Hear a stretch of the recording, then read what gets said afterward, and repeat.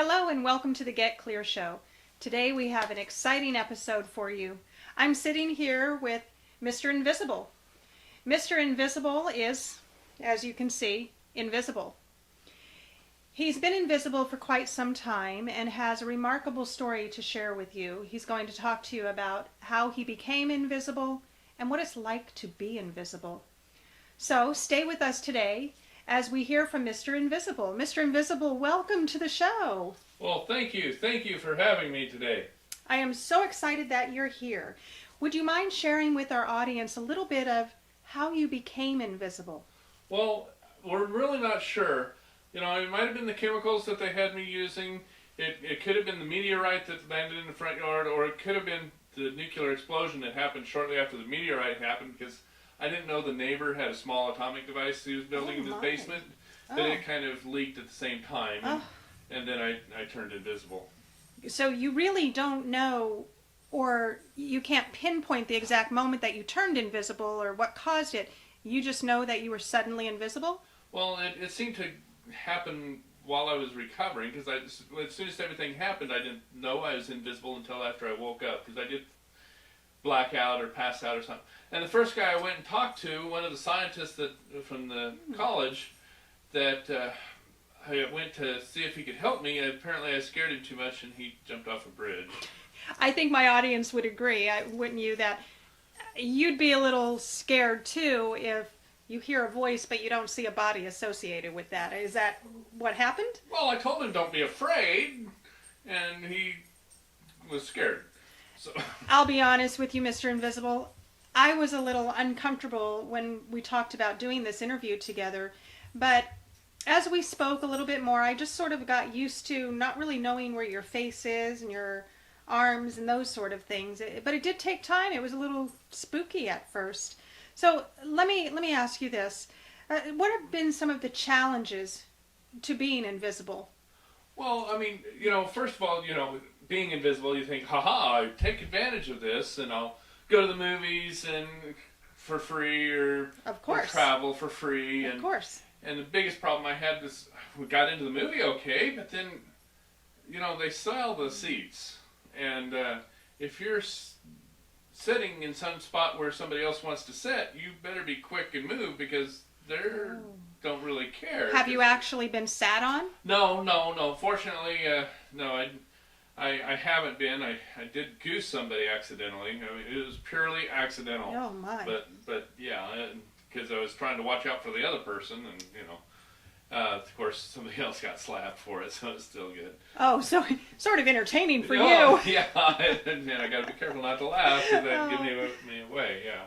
Well, our audience is also out there probably wondering the age-old question that so many of us have, and that is, how come when you eat, the food turns invisible too? I mean, obviously you are invisible, but steak isn't.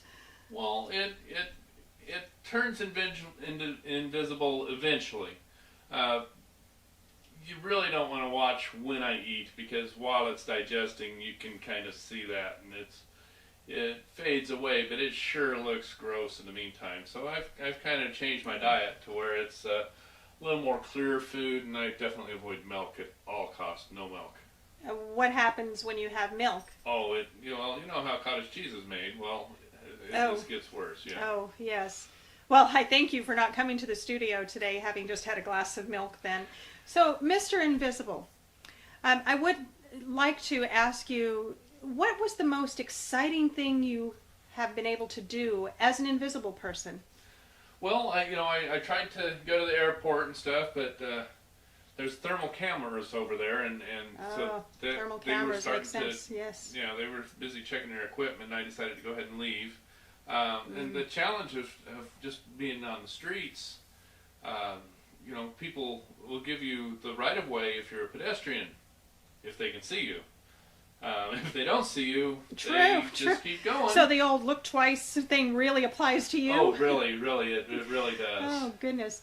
Mr. Invisible, I think, and I'm going to speak for my audience, so many of us, myself included, would like to have some sort of supernatural power, and I've always wanted to be invisible, mostly for the traveling opportunities, or to get to sit in the Oval Office without anybody knowing I was there. So do you do those things? Do you spy? Do you do interesting things that many of us wish we could do?